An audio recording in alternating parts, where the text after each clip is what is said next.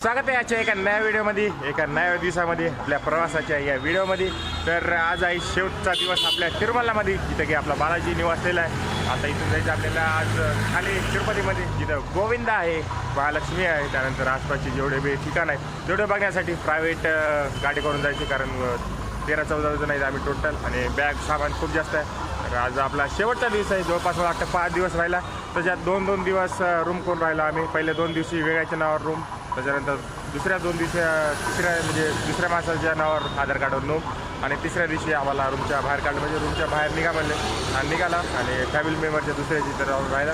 तर आता बघूया कुठली गाडी भेटते. आपल्याला प्रायव्हेट गाडी करून जायची. बसनं जायचं मला बसनं बी जाऊ शकतं, काय अडचण नाही. पण बसनं म्हणजे थोडंसं बॅग असल्यामुळं आणि फॅमिलीचे मेंबर जास्त असल्यामुळं काय होणार की पूर्ण पळापळी होणार. इकडे एकदा पळ, तिकडे एकदा पळ. त्यामुळं सगळेजण काय म्हणते त्या प्रायव्हेट बसनंच करणार आहे. एक सिंगल बस करायची, ट्रॅव्हलर करणार बहुतेक. बघूया आता कुठली गाडी भेटते काय नाही. आणि ही समोर माझी बिल्डिंग दिसायला लागली. त्या बिल्डिंगमध्ये आपल्याला चेकआउट करायचं. बिल्डिंगचा जो नंबर होता तो 236 होता. इथंच आसपास होती, तर त्या बिल्डिंगच्या पलीकडे होते. तर तिथं आम्ही चेकआउट केलेलं आहे. त्यानंतर बघूया आता काय होतं समोर.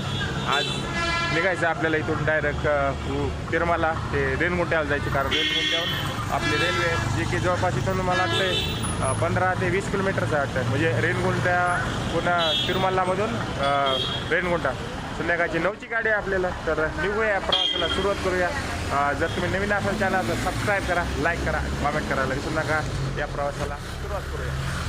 तर आजचा शेवटचा दिवस. आता इथं मी बसलो ऑफिस मागं, जिथं आपल्याला चेकआउट करायचं. तर 5 दिवस कसे गेले निघून काहीच कळालं नाही. असं होतं तिरुमलामध्ये आल्याच्या नंतर जे तुम्हाला इथलं वातावरण भेटते की गावाची अजिबात म्हणजे आठवणच येत नाही. 5 दिवस कसे असे फटकन निघून गेले. 5 दिवस झाले, पण आजचा 6वा दिवस आला. निघायचा पण दिवस आला, पण 5 दिवस एकदम भारी मजेचे गेले. आणि हे तुम्हाला दाखवते सकाळ सकाळी कसं नजारा दिसायला लागला. सगळे हिरवे हिरवे गार आहे तिथं, सगळे झाडं दिसायला लागली.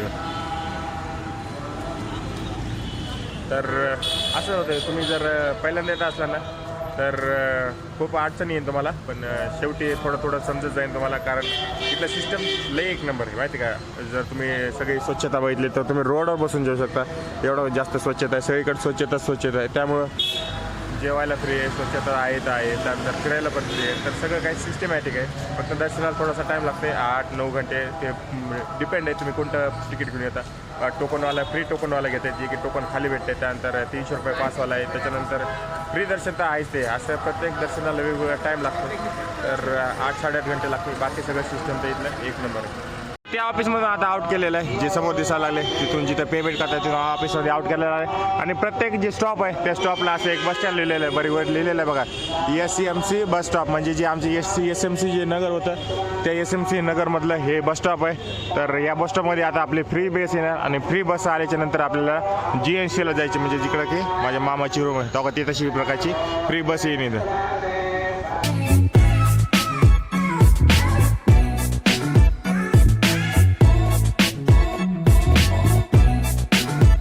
तर हे आलं CRE ऑफिस, जिथं की पूर्ण रूम बुकिंग सगळं काय होतं आहे. आणि आज गर्दा बघा किती जास्त गर्दा दिसायला लागलं. पूर्ण गर्दा आहे. इथून आपल्याला वरच्या चौकात जायचं आहे.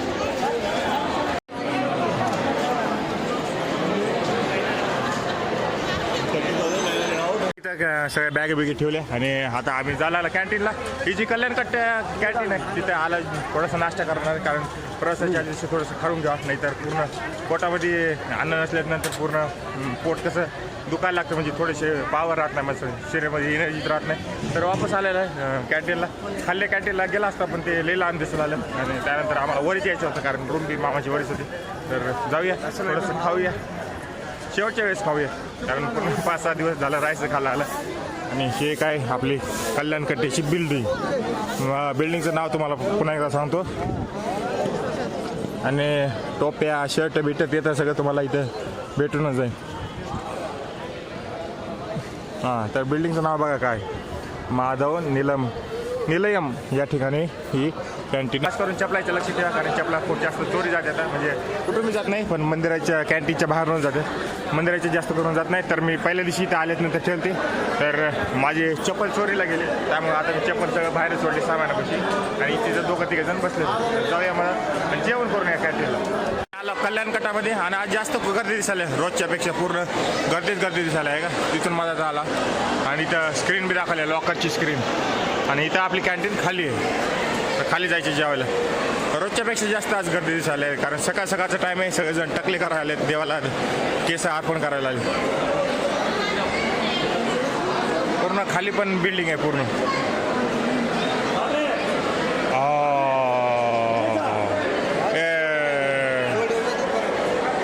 खूप जास्त लाईन होती, त्यामुळे खायचं कॅन्सल केलं, कारण आपल्याला तेवढा टाईमच नाही. 11 वाजायला लागले आणि जर आताच खात बसलं तर खूप जास्त टाईम लागेल. मला वाटतं 1 घंटा लागेल जेवढी लाईन दिसायला ना. आता मला फक्त साफसफाई करायला लागेल. जे पहिले माणसं आहेत त्यांची साफसफाई, त्यानंतर ते आणणार, तर अर्धा 1 घंटा लागणार. त्यापेक्षा जाऊन बाहेरच नाश्ता करूया. सगळे निघाला आम्ही वापस तिरुमलातून खाली तिरुपतीला गोविंदाच्या महालक्ष्मीचं दर्शन घ्यायला. आपली गाडी पण ठरलेली, किंमत मला माहीत नाही, कारण मामानं गाडी घेतली ठरलेली 13-14 हजारासाठी. तर जाऊया गाडीमध्ये बसूया आणि नाश्ता सगळ्यांना केला. फक्त मी आणि महेशनं नाश्ता न करता निघाला, कारण मळमळ होतं ना गाडीमध्ये. बघूया खाली जाऊन थोडंसं नाश्ता करूया. गाडी पेट्रोल पंपामध्ये थांबले मुलाला इथं, आणि पेट्रोल पंपाच्या समोर चालता चालता तुम्हाला इथं दाखवतो. हे मधुमाशा बघा किती फिरायला लागले, दिसायला लागले व्हिडिओमध्ये दिसत असं. किती फिरायला लागलं, खूप जास्त फिरायला लागले. बहुतेक इथं मोहळ बसणार आहे वाटतं. आणि ते समोर आपली गाडी दाखवली आहे. तुम्हाला दाखवायची का? इकडं बघा, इकडे हां दिसले. तर ती समोर गाडी आहे, तिथं जाऊन आपल्याला गाडीत बसायचं. ही बस बुक केल्या ट्रॅव्हलर, जे की सगळ्यासाठी 13-14 माणसासाठी एकदम कम्फर्टेबल होत्या. आणि तिकडून यायला लागले सगळेजण बाकीचे रोड क्रॉस करून. इथं बॅगी फिट करायला गाडीमध्ये खूप जास्त बॅग आहेत ना, तर सगळे बॅगी ते फिट करायला ड्रायव्हर. आणि आपली गाडी निघायला तयार आहे आता. तर गाडी निघाले आता बघा, तिकडून येता आलता वरी आलता, आणि ही बस झालेली फ्री. निघाले आपण ज्या रस्त्याने आलता त्याच रस्त्याला वापस जायला आला.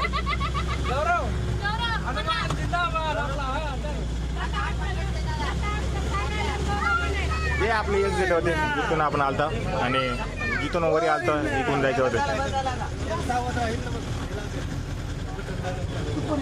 सगळे समोर बघा, येते का नाही काय माहिती याच्यामध्ये. वेंकटरमणा तर निघायला लागले सगळेजण, इथून बाहेर निघायला लागले. वेंकटरमणा तर आता सगळेजण निघायला आले. इथून लाईन दिसायला लागले की जाण्याची आणि ती येण्याची. तर तो होता समोरून यायचा रस्ता, आणि हा खाली जायचा रस्ता. 2 वेगवेगळे रस्ते इथं. आता जाताना दाखवतो तुम्हाला की पायऱ्याचा बी रस्ता इथं दिसते तुम्हाला, थोडंसं समोर गेलं असं, जिथं की पायऱ्या खतम होतात. हां, तर इथं पायऱ्या संपत्या, तिथं हळद आणि कुंकू टाकलेलं दिसत असेल, आणि या पायऱ्या येताना लागतात.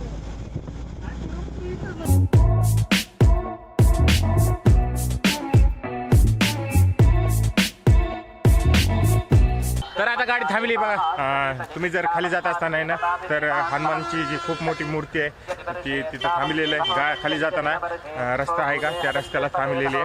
तर तुम्हाला दाखवतो.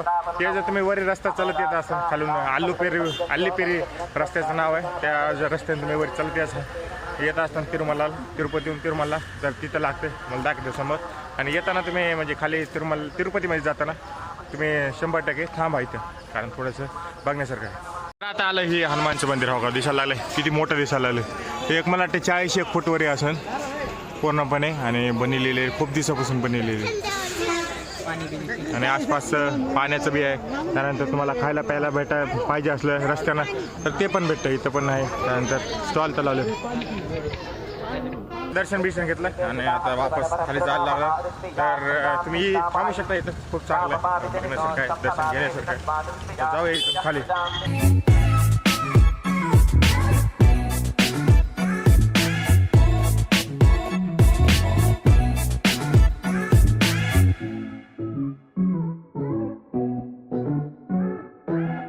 आला कपिलेश्वरला, जवळपास 1 घंटा लागला वरून तिरुमलामध्ये यायला. आणि सगळं वळणाचा रस्ता असल्यामुळे सगळे बसमध्ये शांत बसले. तर आता जाऊया, दर्शन करूया मधामध्ये. आणि चौकामध्ये एकदम भारी नंदीचा जे मूर्ती आहे ती भारी आहे, दिसायला लागली आहे का. असं वाटायला लागलं की रिअल लाईफमध्ये बघायला लागले. आणि सप्तगिरी एक्सप्रेस आपलं नॉर्मल जे लाईफ असते ते चालू झालेली आहे. वरी सगळं प्रायव्हेट आहे ना, पण खाली सगळं पब्लिक आहे. तर जाऊया मधामध्ये, दर्शन करूया.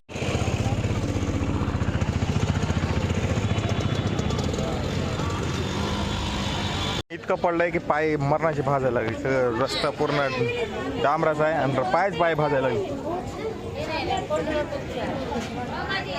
अरे आता हे कमान लिहिलं आहे श्री कपिलेश्वर स्वामी वरती टेम्पल इथं लिहिलेलं बघा. आता कपिलेश्वर मंदिराकडे जाताना मी असं दिसायला लागलं बघा, समोरच मंदिर आहे. इथे बघा कसे दिसायला लागले, कसे बनलेले सगळ्या मूर्त्या बनायला लागले वेगवेगळ्या प्रकारचे, मोराचे, सिंहासनाचे, त्यानंतर गोमाता, अशा प्रकारचे वेगवेगळे तिकडं वाघाचे बनवायला लागले. भारी दिसायला लागले. आणि इथूनच आपल्याला दर्शनाला जायचे मधामध्ये.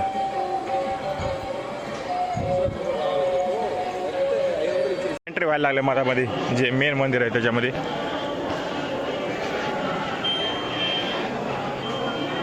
भारी दिसायला लागलं, सगळ्या दगडाचं बनलेलं आहे पूर्ण.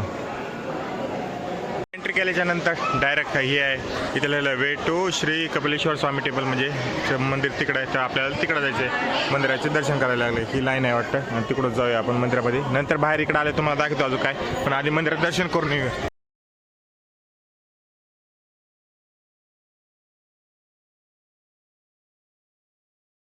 होतं कपिलेश्वराचं मंदिर, मधात जाऊन मी पाय पडून आलो. आणि मधात कसल्या प्रकारचे कॅमेराचे हे आहे, बंदी आहे, त्यामुळं मी काही व्हिडिओ काढला नाही, जाऊन दर्शन करून आलो. आता जाऊया तुम्हाला थोडंसं झरणा दाखवतो, जे की समोरच पाणी पडायला आलं. आधी पावसाळ्यामध्ये खूप जास्त पाणी होतं, तर आता बघा किती वरपासून पाणी पडायला आलं हे का.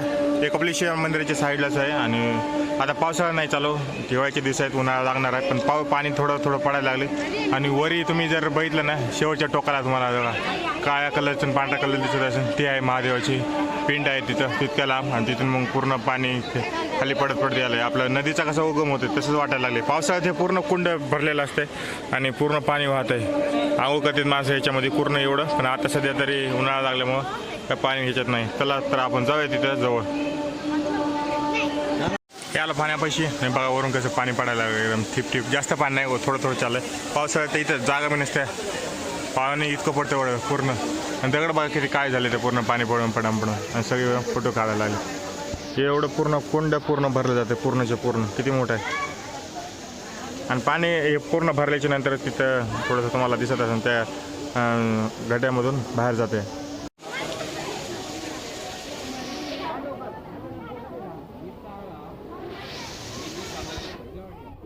हे झालं कपिलेश्वराचं मंदिराचं दर्शन. एक 15 ते 20 मिनटं झाले, जास्त टाईम नाही लागला, कारण लाईन बिन नव्हती मंदिरामध्ये, एवढं काही नाही. तर जाऊया आता दुसऱ्या स्पॉटवर.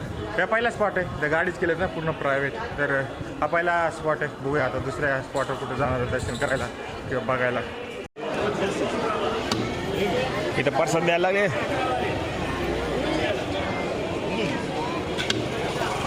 प्रसाद द्यायला लागले म्हणजे कपिलेश्वरापाशी दही भात आणि त्यानंतर सांबार भात द्यायला लागले. आणि गौरव आणि राजीव बी खायला लागले. आता देवाचा थोडासा प्रसाद खाला आणि थोडंसं चांगलं वाटलं. बघूया कुठल्या दुसऱ्या स्पॉटला, कुठल्या दुसरीकडे दर्शन घ्यायचं. बसपाशी जायला लागलो मी.